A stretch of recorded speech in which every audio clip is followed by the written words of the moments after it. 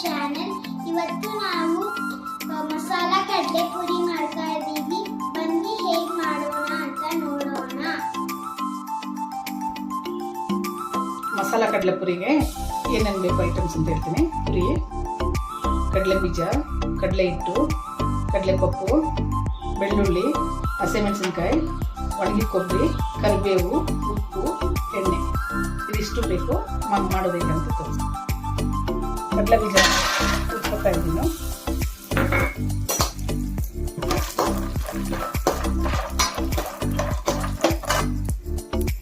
ಕಡಲೆ ಬೀಜ ಉಟ್ಕೊತೀನಿ.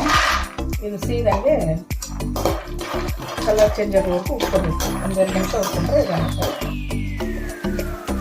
ನೋಡಿ. ಈ ಥರ ಇಷ್ಟು ಕಲರ್ ಚೇಂಜ್ ಆಗಬೇಕು. ಇವಾಗಿದೆ. ಇನ್ನು ಇದನ್ನು ತೆಗೆದು ಪಕ್ಕಕ್ಕೆ ಇಟ್ಕೊತೀನಿ. ಎಣ್ಣೆ ಹಾಕ್ತಾಯಿದ್ದೀನಿ.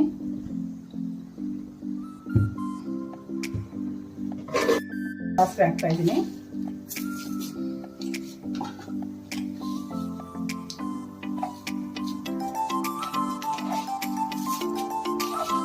ಜೀರಿಗೆ ಹಾಕ್ತಾಯಿದ್ದೀನಿ.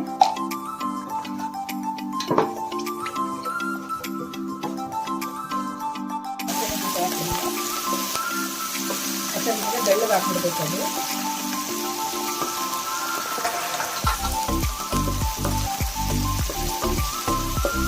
ಗ್ರೀನ್ ಕಲರು ವೈಟ್ ಹಾಕ್ಬೇಕು. ಅಷ್ಟೊಂದು ಇಟ್ಕೋಬೇಕು.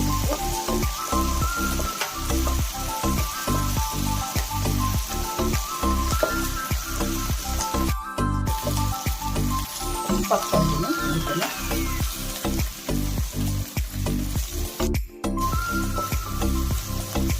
ಬೆಳ್ಳುಳ್ಳಿ ಹಾಕ್ತಾಯಿದ್ದೀನಿ.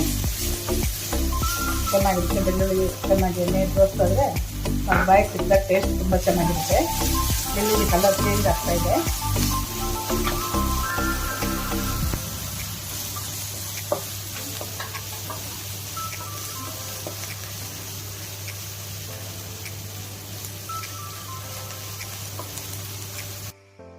ಹಸಿಮೆಣಸಿನ್ಕಾಯಿ, ಬೆಳ್ಳುಳ್ಳಿ ರೋಸ್ಟ್ ಆಗಿದೆ. ಇದನ್ನು ತೆಗಿತಾ ಇದ್ದೀನಿ. ಇನ್ನು ಸ್ವಲ್ಪ ಎಣ್ಣೆ ಹಾಕ್ಕೊಳ್ತಾ ಇದ್ದೀನಿ. ಕಾಯಿ ಹಾಕ್ತಾ ಇದ್ದೀನಿ. ಒಣಗಿದ ಕಾಯಿ, ಕೊಬ್ಬರಿ.